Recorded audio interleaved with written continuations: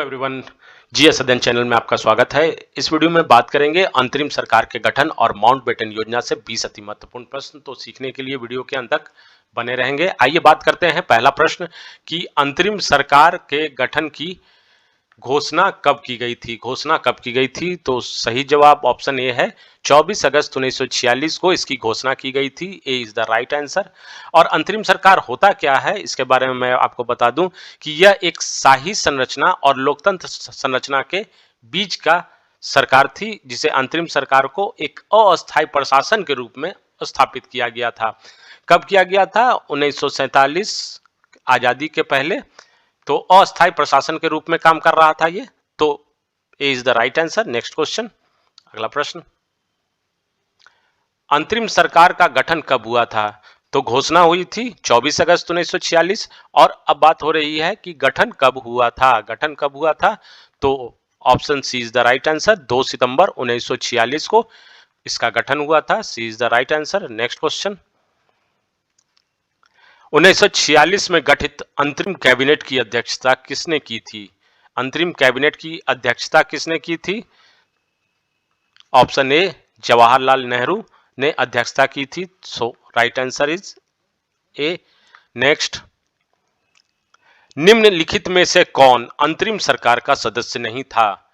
निम्नलिखित में से कौन अंतरिम सरकार का सदस्य नहीं था? तो बी आर अंबेडकर अंतरिम सरकार के सदस्य नहीं थे। So D is the right answer. Next question, निम्नलिखित में से कौन अंतरिम सरकार के सदस्य थे? अभी बात किया मैंने कि अंतरिम सरकार के सदस्य बी आर अंबेडकर नहीं थे। और सदस्य कौन कौन थे? तो डॉक्टर राजेंद्र प्रसाद, जॉन मथाई, वल्लभ भाई पटेल और उपरोक्त सभी। तो उपरोक्त सभी ये अंतरिम सरकार के सदस्य थे, जिसमें डॉक्टर राजेंद्र प्रसाद खाद्य एवं कृषि, जॉन मथाई उद्योग एवं नागरिक आपूर्ति मंत्री, वल्लभ भाई पटेल गृह सूचना एवं प्रसारण मंत्री और सी राजा गोपालाचारी को शिक्षा मंत्रालय मिला हुआ था। So D is the right answer. Next question, अंतरिम सरकार में रेल मंत्री तो मंत्रालय, रेल मंत्री का मंत्रालय कार्य कौन देखता था? तो आसफ अली। कौन? Asaf Ali. D is the right answer. 1946 में गठित अंतरिम सरकार में कार्यकारी परिषद के उपाध्यक्ष कौन थे? कार्यकारी परिषद के उपाध्यक्ष अंतरिम सरकार में, ध्यान देंगे, जवाहरलाल नेहरू अंतरिम सरकार में कार्यकारी उपाध्यक्ष थे। So A is the right answer. Next, भारतीय स्वतंत्रता अधिनियम, कौन सा? भारतीय स्वतंत्रता अधिनियम, जिसे इंडियन इंडिपेंडेंस एक्ट बोला जाता है, वो ब्रिटिश संसद द्वारा कब पारित किया गया था? कब पारित किया गया था? राइट आंसर इज ए, जुलाई 1947 में पारित किया गया था। So A is the right answer. Next, British प्रधानमंत्री ने भारत को सौंपने की घोषणा कब की थी? सौंपने की घोषणा या आजाद करने की घोषणा कब की गई थी? तो option A is the right answer. 20 फरवरी 1947 को आजाद करने की घोषणा की थी, जिसमें कहा था कि 30 जून 1948 के बाद सत्ता जिम्मेदार हाथों में स्थानांतरित करके भारत छोड़ने की बात कही गई थी। तो 20 फरवरी 1947। नेक्स्ट क्वेश्चन, भारत के स्वतंत्रता के समय इंग्लैंड का प्रधानमंत्री कौन था? Clement Attlee. B, Clement Attlee Bharat के स्वतंत्रता के समय इंग्लैंड का प्रधानमंत्री था। So B is the right answer और काफी महत्वपूर्ण है परीक्षा के दृष्टिकोण से, याद रखेंगे। माउंटबेटन योजना की घोषणा कब हुई थी? माउंटबेटन योजना की घोषणा डी 1947। कब? 3 जून 1947 को घोषणा की गई थी माउंटबेटन के द्वारा। So D is the option D is the right answer. Next question, Mountbatten योजना का आधार क्या था? माउंटबेटन योजना का आधार था देश का विभाजन। कौन सा आधार था? देश का विभाजन इसका आधार था माउंटबेटन योजना का। So option C is the right answer. Next question, 3 जुलाई 1947 को भारत विभाजन के विरोध में किस पार्टी ने काला दिवस मनाया था? तो भारत विभाजन के विरोध की बात हो रही है।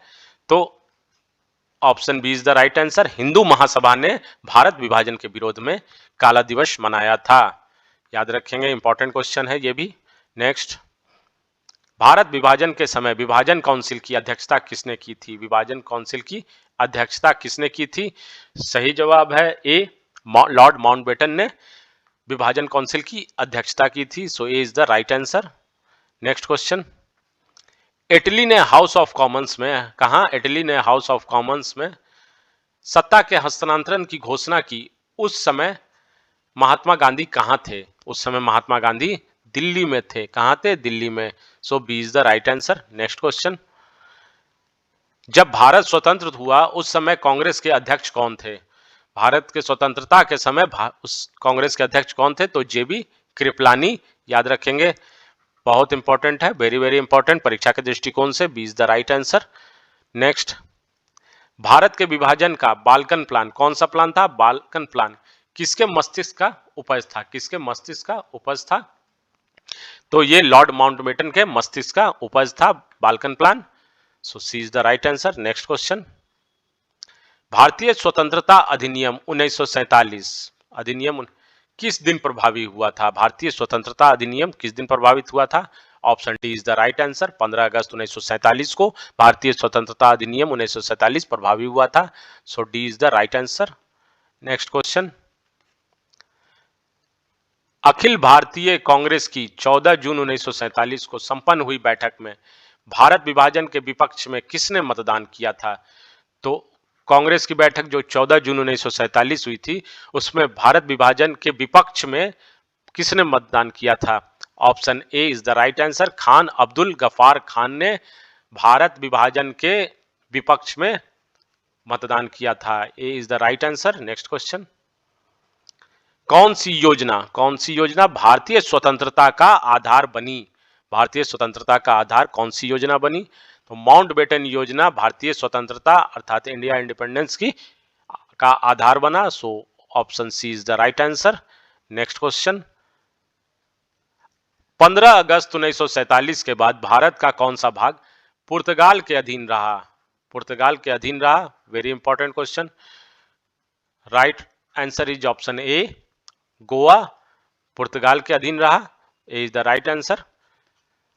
अगर आपको वीडियो पसंद पड़ा हो, जानकारी मिली हो, तो लाइक और सब्सक्राइब जरूर करें। लाइक और सब्सक्राइब जरूर करें, छोटा सा योगदान, सब्सक्राइब करके सब्सक्राइब करें और बेल आइकन बटन दबाएं, जिससे आने वाले वीडियो से आप अपडेट रहेंगे। थैंक्स, मिलते हैं नेक्स्ट वीडियो में। धन्यवाद।